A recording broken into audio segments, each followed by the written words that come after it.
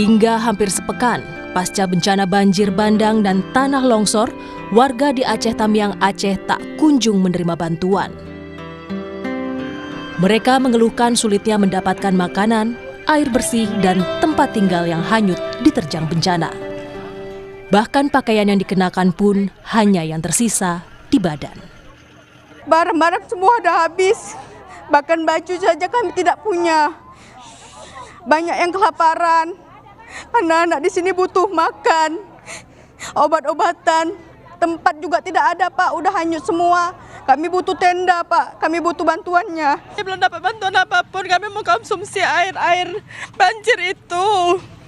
Ada sini banyak yang sakit, Pak. Kami mohon, belum ada apa-apa kami di sini. Pesawat lewat, belum ada turun apa-apa di sini, Pak. Kami ada itu sakit, ada yang sakit, ada anak-anak. Ini mulai batuk-batuk kami, Pak. Bantuan sulit masuk untuk warga terdampak bencana di Aceh Tamiang karena akses menuju lokasi bencana yang masih terputus. Bukan hanya di Aceh Tamiang, sebagian wilayah terdampak bencana di Sumatera Utara, Sumatera Barat, dan Aceh masih terisolasi. Bukan hanya akses fisik seperti jalan dan jembatan yang terputus, namun juga akses internet untuk berkomunikasi dengan dunia luar. Sejumlah kepala daerah menyatakan tidak sanggup menangani dampak bencana banjir dan longsor yang melanda wilayah Sumatera ini. Beberapa kepala daerah meminta agar bencana banjir dan longsor di Sumatera Utara, Sumatera Barat, dan Aceh ditetapkan sebagai bencana nasional. Yang daerah terisolir itu ada 97 desa yang hari ini belum terjangkau. Kecamatannya alhamdulillah sudah turun menjadi 3 kecamatan. Yang awalnya 12, 9, 7 dan hari ini sudah berproses tinggal 3 lagi. Dengan pangan kita dan BBM kita tahan berapa hari, Pak? Untuk BBM hari ini memang sudah minim, tinggal sedikit lagi. Kalau untuk beras mungkin tidak ada lagi, tinggal hanya hari ini dan besok. Gas dan kebutuhan yang lain ini memang sudah sangat menipis. Karena apa? Karena jalan akses kita terputus semuanya. Bupati itu kita tanda tangani, ada bagian yang tidak mampu kita tangani dan harus dibantu oleh provinsi dan juga harus ditangani oleh pusat.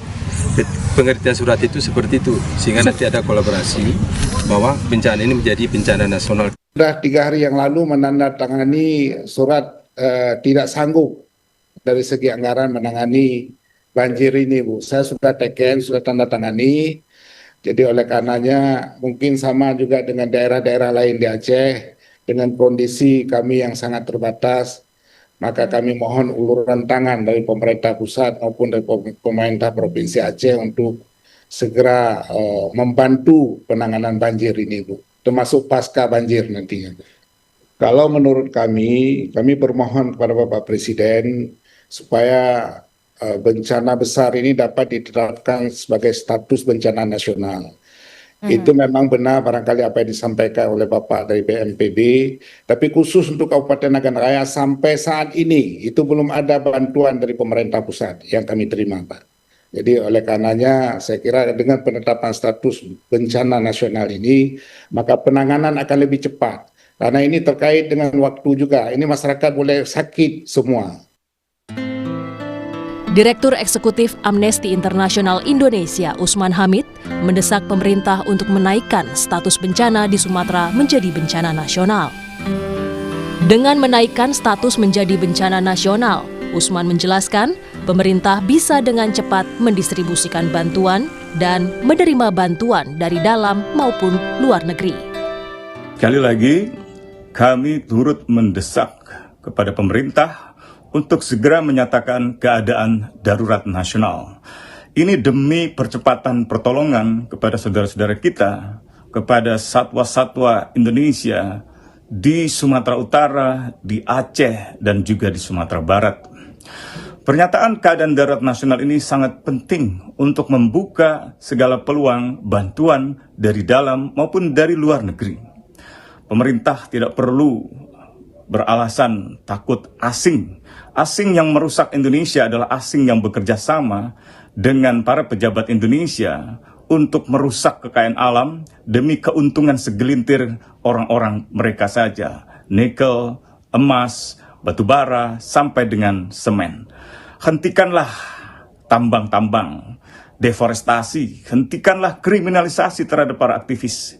Dan sekali lagi, nyatakanlah keadaan darurat nasional untuk bertolongan saudara-saudara kita di Sumatera Utara, di Sumatera Barat, dan juga di Aceh. Namun pemerintah menegaskan belum perlu ada perubahan status menjadi bencana nasional. Pasalnya, penanganan bencana di Aceh, Sumatera Utara, dan Sumatera Barat oleh pemerintah sudah semaksimal mungkin. Pemerintah punya banyak pertimbangan dalam menentukan status bencana. Paling penting adalah penanganannya. Penanganannya, saudara-saudara tadi sudah bisa lihat bahwa semenjak terjadinya bencana di Aceh, Sumatera Utara maupun di Sumatera Barat, seluruh sumber daya nasional bekerja keras untuk melakukan penanganan gitu. Jadi berkenaan dengan masalah status itu banyak pertimbangan dan sampai hari ini kita merasa, pemerintah merasa bahwa dengan penanganan yang cukup masif, semua sumber daya nasional dikerahkan, nah itu sementara pilihan yang diambil.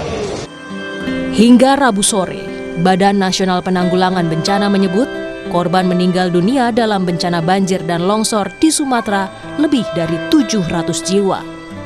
Sebanyak 600 lebih jiwa hilang, sementara 500 lebih warga mengungsi dan membutuhkan bantuan segera. Tim Liputan, Kompas TV. Warga korban bencana membutuhkan penanganan dan pertolongan yang cepat. Apakah status soal bencana bisa membuat situasi bagi warga korban bencana lebih baik? Kita akan tanya kepada sejumlah narasumber yang hadir. Ada tenaga ahli kantor staf Presiden Ilham Malik, juga media manager Amnesty International Indonesia Hairil Halim. Selamat malam Mas Hairil. Selamat malam Mbak Rizka. Mas Ilham. Selamat malam. Mas Ilham, mengerahkan segala unsur secara nasional, tapi statusnya bukan bencana nasional. Kenapa? Ya, karena seperti disampaikan oleh Pak Mensesnek tadi, yang paling penting itu adalah langkah untuk mengatasinya secara nasional. Bukan statusnya, tetapi langkah-langkah yang dilakukan oleh pemerintah itu bersifat skala nasional untuk menyelesaikan masalah yang ada di sana. Jadi kita memang mencatat bahwa pada hari ini sudah ada 770 jiwa ya menjadi korban meninggal. Kemudian ada 463-an yang menghilang, luka ada 2.600-an, tetapi pemerintah sangat meyakini bahwa semua ini masih bisa ditangani oleh pemerintah Indonesia sendiri. Bahwa ada desakan dari berbagai pihak untuk menjadikan ini sebagai bencana nasional, tentu pemerintah menganggap ini sebagai sebuah apresiasi yang inisiasi atau juga masukan dari berbagai pihak ya. Dan ini menjadi bahan pertimbangan pemerintah juga, bahwa sampai hari ini keputusan itu belum diambil untuk menjadi bencana nasional. Hal itu tentu juga menjadi sebuah pertimbangan pemerintah, bahwa sampai pada hari ini pemerintah Indonesia masih tetap bisa mengatasi masalah yang ada di sana. Begitu Mbak. Jadi dalam kondisi sekarang kan kepala daerah itu ada beberapa kepala daerah bilang bahwa sudah tidak sanggup untuk menanggulangi ini, minta bantuan dari pemerintah pusat. Yang saat ini jadi concern pemerintah pusat, apakah mencegah agar ada bantuan pihak asing misalnya, karena menganggap pemerintah Indonesia masih sanggup sejauh ini? Penegasan yang tadi, Mas Ilham. Konsepnya bukan menolak bantuan asing, tetapi memang kapasitas kita masih mampu untuk mengatasi masalah ini.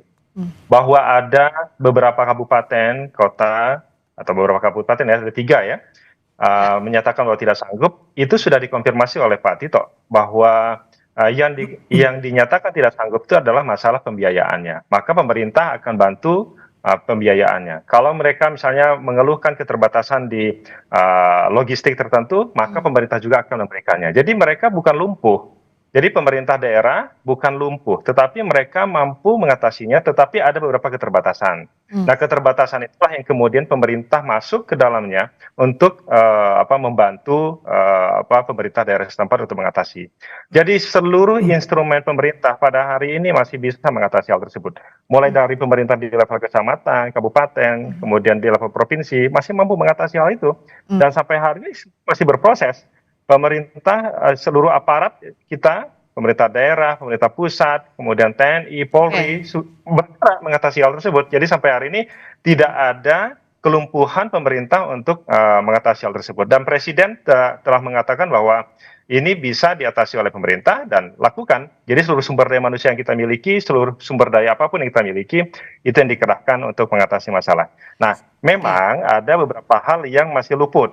Bahwa informasi ada yang luput bantuan, informasi itulah yang kemudian digunakan oleh aparat kita untuk menjangkau daerah itu. Karena bagaimanapun sistem komunikasi yang sangat terbatas tentu membutuhkan bantuan dari berbagai pihak untuk menginformasikannya, sehingga apa yang dilakukan aparat kita dan petugas kita di lapangan itu tepat sasaran sesuai dengan kebutuhan yang ada. Oke, gitu Mbak Priska. Saya menangkap tadi dari Mas Ilham. Jadi pembiayaan ada yang tidak mampu dibantu oleh pemerintah pusat. Sumber daya dikirim oleh pemerintah pusat. Dengan seperti ini tapi tanpa status bencana nasional, saya mau tanya ke Mas Hairil, sudah cukup atau tidak? Ya, tentu sangat jelas tidak cukup, karena pihak-pihak yang berada di lapangan sendiri, kita lihat contohnya ada 3 bupati mengatakan mereka tidak mampu. Ini ibaratnya seseorang yang tertimpa tangga terus meminta tolong kepada orang di depannya mengatakan kamu masih sanggup kok, padahal dia sendiri udah nggak bisa nahan. Jadi yang kami khawatirkan seperti itu. Meskipun disupport tadi dari pemerintah pusat, itu tidak cukup juga? Iya, itu pernyataan dari bupati tersebut adalah sebenarnya data dari lapangan yang harus dipertimbangkan secara matang oleh pemerintah, bahwa ini benar-benar harus kita tingkatkan pada menjadi status darurat nasional. Kenapa darurat nasional? Agar ada status hukum dari tindakan yang akan dilakukan pemerintah, dalam hal ini pemerintah pusat. Ketika kita melihat beberapa frase yang digunakan pemerintah, ini sudah mirip dengan bencana nasional. Ini seperti mengatakan bahwa mirip Kompas TV tapi bukan Kompas TV, tapi kan tidak sama, iya kan? Kami khawatir frasa-frasa yang digunakan pemerintah ini nantinya membuat proses penanggulangan bencana tidak sustainable di lapangan. Karena tidak ada dasar hukumnya. Kita pastikan sustain. Ketika kita tidak menutup bahwa ketika dia menjadi sebuah bencana nasional maka kemudian baru semuanya bergerak. Kan tidak begitu. Justru di situ Mas Ilham. Presiden sudah mengatakan bahwa seluruh apapun yang dimiliki oleh negara kita, pemerintah kita akan digerakkan ke sana dan sudah bergerak ke sana. Jadi tidak menunggu dia menjadi bencana nasional dulu baru dia bergerak. Saya tangkap itu dulu. Justru di situ permasalahannya Mas Ilham. Jadi ketika tidak ada status darurat nasional, nanti proses perjalanan proses recovery ini akan bisa terhambat karena tidak ada dasar hukum yang kuat. Seumpama mungkin ketika pemerintah sekarang mengatakan bahwa ini mirip penanganan bencana nasional, mungkin hari ini bisa cepat tapi besok bisa melambat. Tapi dengan adanya status bencana nasional ini, otomatis semua pihak akan all out. Dan di mana juga dengan status bencana nasional juga semua elemen bisa ikut membantu, termasuk ketika ada tawaran dari lembaga-lembaga internasional untuk datang membantu. Sebagaimana kita ketahui negara tetangga kita yang tertimpa bencana banjir ini, Sri Lanka, itu membuka diri terhadap bantuan dari luar negeri untuk masuk ke dalam Sri Lanka untuk membantu proses penanganan banjir di sana. Jadi pemerintah pusat seharusnya tidak menutup diri dari segala jenis bantuan yang ada. Oleh karena itu, status darurat nasional ini bisa membuka pintu untuk semua elemen bisa bergabung bahu-membahu untuk memberikan proses recovery atau proses evakuasi yang cepat. Dan status darurat nasional itu bisa memaksa daerah-daerah untuk daerah terdekat bisa untuk dimintain untuk membantu dari pemerintah pusat. Oh, ini status darurat nasional, minta provinsi tetangga untuk membantu, itu punya kekuatan hukum yang kuat ketika ada status darurat nasionalnya di situ. Kalau biasanya pemerintah bergerak dari status hukum dulu Mas Ilham, baru ke pelaksanaannya di lapangan. Kenapa untuk ini berbeda? Saya kira sudah jelas dikatakan oleh Pak Presiden dan juga Mas Sesnek bahwa seluruh pemerintah daerah, Pak Tito juga tadi sudah menyampaikan kan, bahwa seluruh pemerintah daerah sekarang ini sudah bergerak untuk membantu Aceh, kemudian Sumatera Utara dan juga Sumatera Barat. Ada bantuan dari Jawa Timur, ada bantuan dari Sulawesi, ada bantuan dari Bengkulu, semuanya membantu tanpa perlu ada status yang bencana nasional. Karena ini bukan soal status. Pak Hadi tadi sudah mengatakan bahwa ini bukan soal status, tetapi soal tindakan. Dan tindakan kita hari ini sudah mencakup seluruh apa yang dibutuhkan oleh oleh 3 daerah yang terkena bencana. Nah, tadi saya sampaikan bahwa memang betul ada beberapa lubang-lubang yang belum tertutupi ya. Ada beberapa daerah-daerah yang belum terjangkau, ada beberapa posko-posko atau tempat penampungan masyarakat yang belum terjangkau. Informasi ini yang sangat penting disampaikan kepada pemerintah, sehingga aparat di lapangan itu nanti bisa menyampaikan atau memberikan bantuan. Karena sampai hari ini tadi disampaikan oleh Pak Seskap, Pak Teddy, bahwa sudah ada 500.000 ton bantuan yang diberikan kepada dia salurkan ke sana. Belum lagi yang dari daerah setempat, dari sekitarnya juga. Jadi sudah sangat banyak. Jadi pemerintah melalui TNI saja sudah menyalurkan seperti itu, Polri juga sudah menyalurkan sebanyak itu, apalagi tempat yang lain. Jadi sampai hari ini semua berproses untuk merecovery-nya. Bahwa hari ini masih ada yang belum ada bantuan, itu semua dijangkau. Bahwa masih ada yang rumahnya rusak, itu nanti akan masuk ke fase berikutnya, yaitu penanganan infrastruktur dan tempat tinggal kan ya. Karena fokus pada beberapa hari ke depan ini adalah penyelamatan korban. Mereka harus dipastikan sandang dan pangan mereka terpenuhi. Bahwa ada yang belum terjangkau, itu yang informasi itu yang sangat penting diterima oleh pemerintah untuk bisa menjangkaunya. Begitu. Kalau pemerintah mengatakan bahwa tidak perlu ada status dan menjamin ini akan berkelanjutan, akan sustain ke depannya, Mas Hairil, apa yang dikhawatirkan dari Amnesty? Usai jeda kita bahas di Sapa Indonesia Malam. Masih di Sapa Indonesia Malam bersama tenaga ahli kantor staf Presiden Ilham Malik dan media manajer Amnesty International Indonesia Hairil Halim. Mas Hairil, kalau tadi Mas Ilham menyatakan bahwa kalau dari pemerintah pusat itu firm bahwa nggak perlu status bencana nasional, tapi perlakuannya itu melibatkan seluruh unsur secara nasional dan akan dijaminkan soal sustainability-nya di lapangan. Apa yang masih dikhawatirkan sebenarnya dari Amnesty? Sebenarnya yang kami khawatirkan adalah dasar hukumnya. Ketika dasar hukum adalah hanya pernyataan publik tanpa ada keputusan presiden ataupun yang menetapkan status bencana nasional ini, itu yang akan bisa menghambat. Yang pertama tadi adalah sustainability. Tapi apa yang lebih penting dari penetapan status nasional ini adalah konsekuensi hukum, ataupun ini bisa memberikan legitimasi politik bagi presiden untuk melakukan audit lingkungan setelah proses recovery terjadi. Jadi proses audit lingkungan, jika perlu dilakukan moratorium izin hingga penegakan hukum terhadap pihak-pihak yang diduga bertanggung jawab atas bencana yang terjadi di Sumatera ini. Kita lihat, kalau kita melihat data Walhi itu ada dari 10 tahun terakhir, dari 2016 sampai 2024 itu 1,4 juta itu lahan yang menjadi terdeforestasi di ketiga wilayah provinsi ini. 1,4 juta hektar itu mungkin 20 kali luasnya Singapura ataupun seluas dengan wilayah Timur Leste secara keseluruhan satu negara, ataupun ketika kita mengambil ukurannya negara-negara lain di Eropa Barat, itu setengahnya beberapa negara di Eropa Barat. Itu sangat besar deforestasi yang terjadi di sana. Oleh karena itu, mengapa status darurat nasional ini penting untuk menginvestigasi lebih jauh faktor-faktor yang menyebabkan bencana ini terjadi. Tanpa status hukum nggak bisa? Tanpa status hukum saya rasa nanti pemerintah bisa ngeles bahwa itu sudah kita lakukan penanganannya.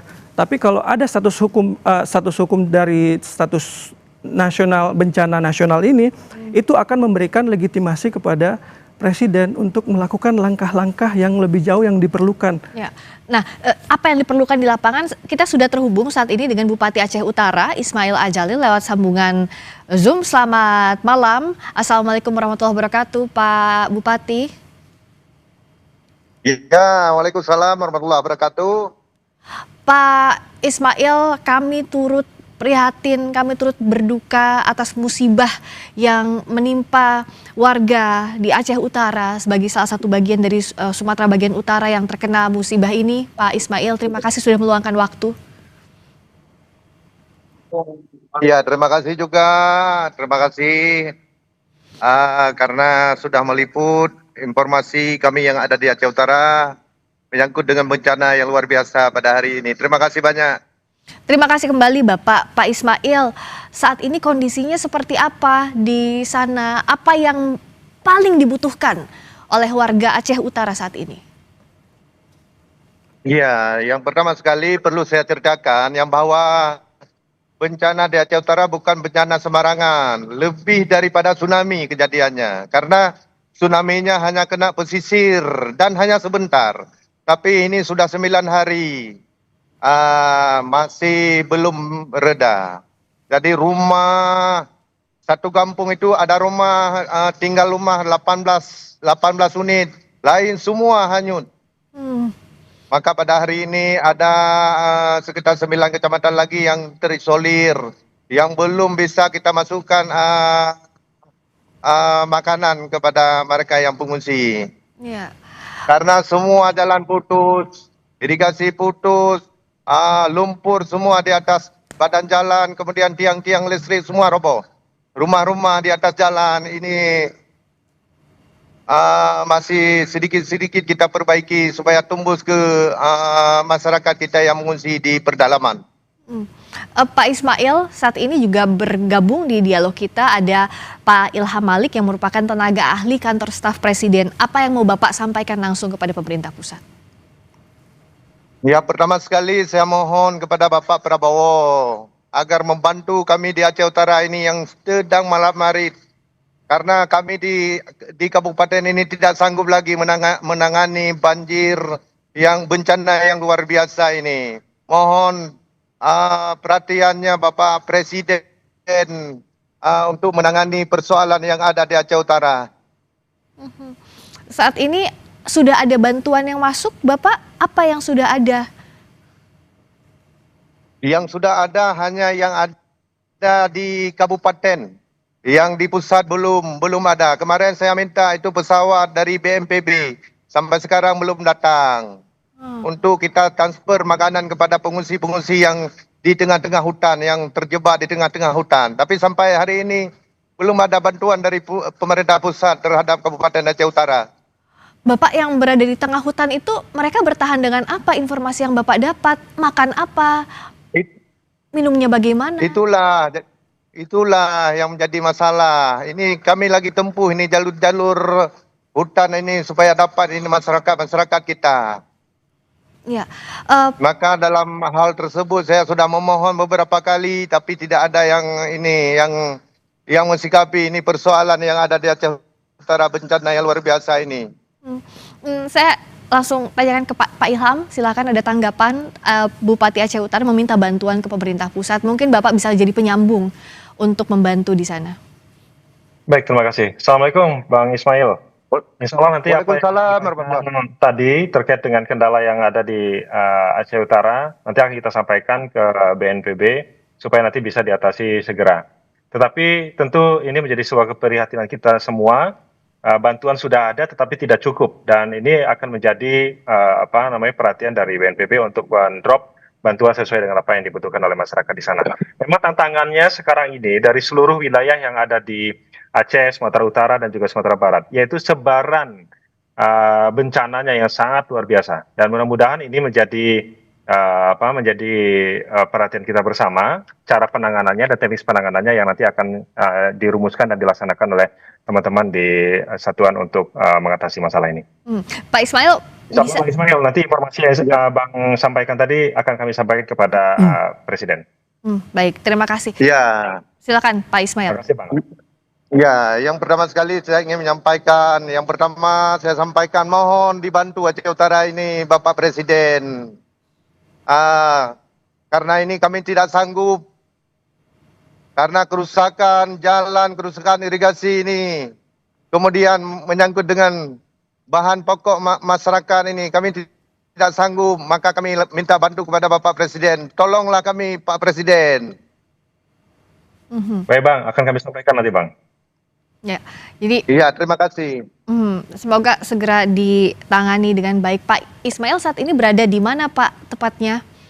Ini, ya saya barusan ini di lapangan, ini lagi kasih bantuan masa panik kepada masyarakat yang lagi mengungsi, begitu. Itu di mana Pak masyarakat yang mengungsi yang Bapak kunjungi saat ini? Musibah di Aceh Utara ini dari 27 kecamatan, cuma yang tidak terendam habis cuma 2 kecamatan, yang lain rata semua. maka saya bilang lebih daripada tsunami yang terjadi di tahun 2006 kemarin. Untuk warga yang di pengungsian tentu butuh banyak bantuan. Saya akan tanyakan lebih banyak lagi. Kita akan jeda dulu sejenak, Pak Ismail, Pak Ilham juga Mas Hairil. Kami akan segera kembali di Sapa Indonesia Malam.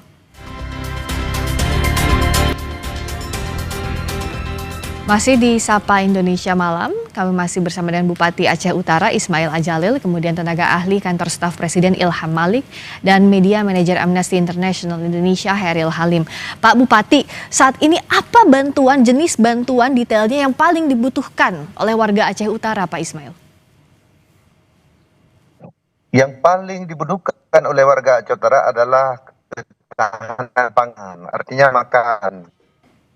Nah, makanan, minuman, air bersih, ini yang paling dibutuhkan. Ya, makanan, minuman, air bersih. Kalau sekarang di pengungsian, Bapak bisa gambarkan apakah ada misalnya dapur darurat atau dapur umum sementara untuk suplai dengan bahan seadanya atau belum ada itu pun? Udah ada. Sudah ada. Semua ini masyarakat kita yang sudah kita bisa akses, semua ada di dapur-dapur umum, tempat pengungsian. Tapi masih ada juga wilayah yang belum terjangkau dapur umum, begitu ya Pak ya? Iya, belum bisa kita terobos ke tempat-tempat yang terisolir, dan ada tempat-tempat yang masih tergenang. Oh, masih ada yang tergenang juga saat ini ya Pak? Ya, masih ada tergenang. Sudah 9 hari masih ada yang tergenang. Pak Ilham, apa yang bisa pemerintah pusat dorong? Tadi makanan, minuman, air bersih itu kebutuhan yang paling ditunggu saat ini di Aceh Utara. Untuk bergerak ke sana, termasuk untuk membuka akses warga yang masih terisolasi itu seperti apa, Pak? Ya, memang upaya airdrop kan sudah dilakukan oleh pemerintah. Oleh aparat kita, TNI, Polri, semua sudah mengedrop makanan ke berbagai tempat. Tetapi memang pemerataan tempat dropping bahan makanan ini ya memang masih perlu penyempurnaan lagi. Dan ini informasi disampaikan oleh Bang Ismail terkait dengan kebutuhan makanan pokok itu seperti tadi kan kalau beras tadi sudah ada ya Bang Ismail ya. Tetapi lauk pauknya yang lain-lainnya saya kira itu juga perlu diperhatikan oleh kita semua, dan dropping bahan pokok ini tentu akan dilakukan oleh pemerintah. Dan informasi yang Bang Ismail sampaikan tadi ini akan menjadi langsung kami sampaikan kepada Badan BNPB supaya lokasi di mana Bang Ismail berada itu cepat di dropping oleh petugas yang ada di lapangan. Gitu. Ya, Mas Hairil melihatnya saat ini masih ada daerah yang terisolasi dengan kondisi belum ada bencana nasional, ini bisa dilakukan dengan baik? Kita lihat ada pemerintah pusat yang menjamin. Iya, kita memang udah ada komitmen verbal dari pemerintah pusat bahwa ini udah setingkat bencana nasional, tapi kembali lagi seperti yang saya bilang tadi, ini kurang kuat memberikan dasar hukum agar semua pihak itu ikut terlibat. Jadi jangan sampai kita menunggu ada banyak jangan hanya menunggu informasi-informasi dari media sosial atau dari media bahwa ada yang terisolir sana, karena dengan adanya status bencana nasional ini itu memberikan instruksi all out kepada seluruh perangkat negara untuk melakukan mapping, melakukan distribusi bantuan tanpa harus menunggu adanya informasi-informasi yang berasal dari publik. Tentunya informasi dari publik penting, tapi upaya all out inilah yang perlu dilakukan saat ini. Jangan sampai ada daerah-daerah yang tidak terjangkau. Karena apa? Karena tadi statusnya bukan darurat nasional, itu sehingga seluruh sumber daya itu tidak dikerahkan secara maksimal. Jadi kenapa status bencana nasional ini penting, agar ada kekuatan hukum yang menjadi landasan bagi semua aparat negara untuk bergerak melakukan evakuasi, recovery, dan juga nanti melakukan penegakan hukum setelah proses evakuasi dilakukan di lapangan. Jadi memang harus ada dasar hukum itu. Jadi statement verbal dari pemerintah bahwa kita menjamin sustainability itu saya rasa kurang kuat. Harus ada produk regulasinya yang menjadi dasar hukum ketika supaya presiden menetapkan ini bencana nasional, itu kan nanti ditindaklanjuti dengan edaran-edaran ke daerah setelah semua daerah cara bertindaknya pun berbeda ketika dia bencana nasional dengan bencana yang mirip bencana nasional statusnya. Ini beda tapi sama, gimana bilangnya ya? Hampir sama tapi beda. Hampir sama tapi beda. Jadi kalau hampir sama tapi beda, kenapa nggak disamain aja? Oke. Nah, saya tanya ke Pak Bupati. Kalau dari Pak Bupati, sebenarnya penting atau tidak status bencana nasional sejauh ini? Kalau dari daerah, apa sih yang diinginkan? Gini masalah status. Kalau di daerah ini kan memang kita tidak bisa berbuat apa-apa. Kalau kita lihat dari bencana tsunami itu kan hanya sebentar. Hanya sebentar, udah selesai. Tapi ini bencana sampai hari ini belum selesai. Mayat sekalipun belum habis ditemukan. Baru ditemukan 121 orang. Kehilangan nyawa manusia, yang kehilangan ada 118 orang lagi yang hilang menurut data sementara. Apakah tidak wajar itu status menjadi bencana nasional? Kemudian kalau tsunami waktu itu hanya pesisir kenanya. Tapi ini di Aceh Utara aja 27 kecamatan, cuma 2 kecamatan ini yang tidak kena. Tapi tidak kena semua, separuh kena. Kemudian terhadap rumah masyarakat, ini semua hilang. Ada beberapa desa ini memang tidak ada lagi rumah. Kemudian sudah 9 hari pejabat kita yang ada di pusat, 1 orang pun belum ada sampai ke Aceh Utara. Maka tidak dilihat langsung bagaimana kejadian di Aceh Utara sebenarnya. Kemudian juga kami tidak bisa akses informasi. Selama ini sinyal HP mati, lampu mati, kami semua terjebak di atas atap-atap rumah. Ini yang terjadi di Aceh Utara yang sebenarnya. Maka nggak wajarkah ditetapkan sebagai bencana nasional di Aceh? Itu maksudnya. Ya, silakan Pak Ilham. Kita ingin mengatakan begini ya. Kita ini butuh status atau tindakan nasional. Kalau kita butuh tindakan nasional, itu yang dilakukan oleh pemerintah. Dan sampai hari ini pemerintah masih begitu serius untuk mengatasi masalah yang ada. Dan tidak serta-merta ketika dia dibuat statusnya sebagai bencana nasional, maka masalah yang ada di lokasi yang sekarang terdampak itu akan selesai. Karena begini, sampai hari ini ya, di Aceh sendiri ada 25,45% masyarakat yang terdampak. Itu memang betul, sampaikan oleh Pak Ismail tadi. Dampaknya yang terjadi di banjir kali ini itu berbeda dengan apa yang terjadi pada saat tsunami. Jadi memang sangat besar. Di Sumatera Utara ada 10,13% masyarakat yang terdampak. Kemudian di Sumatera Barat ada 2,4%. Memang relatif kecil. Yang paling besar adalah di Aceh, kemudian di Sumatera Utara. Memang skalanya sangat besar sekali. Tetapi tidak serta-merta bahwa ini kemudian dianggap kalau dia menjadi statusnya bencana nasional, maka tanda kutip ya, urusan penanganannya itu menjadi mudah. Tetap saja menjadi hal yang sangat sulit. Dan karena kesulitannya sama, penanganannya sama, maka bagi pemerintah fokusnya bukan pada status, tetapi pada langkah-langkah nasional yang dilakukan oleh pemerintah sebagaimana disampaikan oleh Bapak Presiden. Dan arahan dari Pak Presiden sudah cukup jelas bahwa seluruh aparat, seperti saya sampaikan tadi, seluruh aparat yang di pemerintahan itu segera dan juga sudah turun mengatasi masalah yang ada. Nah, saya ingin mengatakan begini, kalau ada kelompok-kelompok masyarakat yang bisa membantu, tentu ini sangat terbuka, sangat boleh dan sangat ditunggu. Dan itu tidak perlu menunggu menjadi bencana nasional, baru kelompok-kelompok masyarakat turun untuk membantu. Siapapun kelompok masyarakat yang ingin membantu korban yang ada di sana, itu sangat ditunggu dan terbuka bagi pemerintah. Dan ini kita tidak perlu sekali lagi meng-highlight soal bencana nasional, karena yang sangat penting adalah langkah-langkah ini kita kerjakan bersama, gotong royong untuk mengatasi masalah yang ada di Sumatera. Dan ini saya kira dengan sumber daya yang kita miliki, kita sangat bisa untuk melakukannya.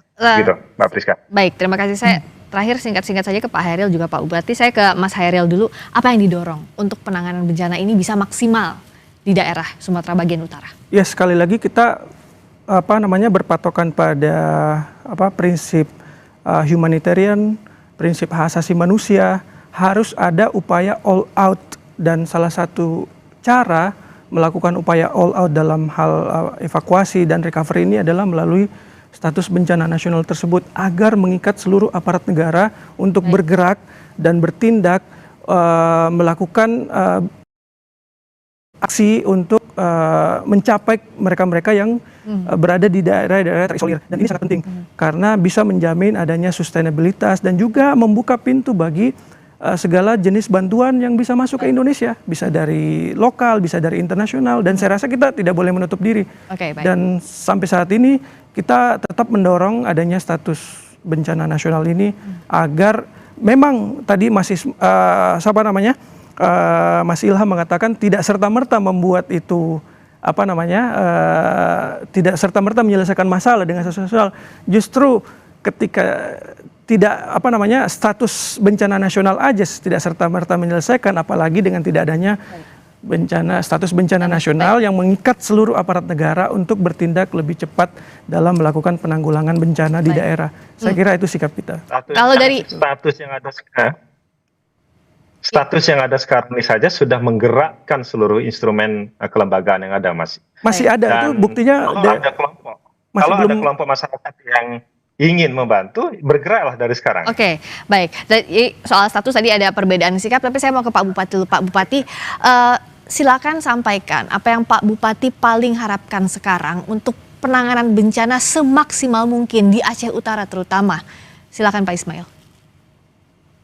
Ya, yang pertama sekali untuk sementara kita membutuhkan ketahanan pangan masyarakat. Ya, makan, minum, pokoknya inilah yang kita butuhkan. Yang kedua obat-obatan. Kemarin baru ada obat, kita memang tidak ada lagi obat di Aceh Utara. Semua terendam. Kemarin berarti yang ada obat bantuan dari negara Malaysia. Terima kasih kepada negara Malaysia yang pada hari ini kami sudah bisa mentransfer obat kepada masyarakat. Karena sudah kena penyakit semua. Masyarakat kita di Aceh Utara. Kemudian yang kedua, masalah ini bencana yang luar biasa ini, kehilangan rumah masyarakat. Ini bagaimana cara kita supaya masyarakat ini punya rumah kembali. Kemudian akses jalan. Jalan kita semua rusak. Irigasi kita rusak. Lahan pertanian semua rusak. Ini bagaimana kita selesaikan ini supaya masyarakat kita di Aceh Utara ini aman. Bisa pulang ke rumah masing-masing seperti biasa. Penanganan maksimal saat ini dan juga pemulihan nanti pasca bencana, Pak Bupati, sekali lagi kami berbela rasa, kami mengucapkan duka sedalam-dalamnya. Semoga penanganan bisa menyentuh seluruh warga Aceh Utara. Bagi korban meninggal segera ditemukan, bagi yang masih selamat juga diberikan kesehatan untuk bertahan di kondisi yang sulit ini. Terima kasih Pak Bupati Aceh Utara. Pak Ismail Jalil sudah bergabung di Sapa Indonesia Malam. Terima kasih juga tenaga ahli kantor staf Presiden, Pak Ilham Malik, juga Media Manager Amnesty International Indonesia, Mas Hairil Halim. Terima kasih, selamat malam.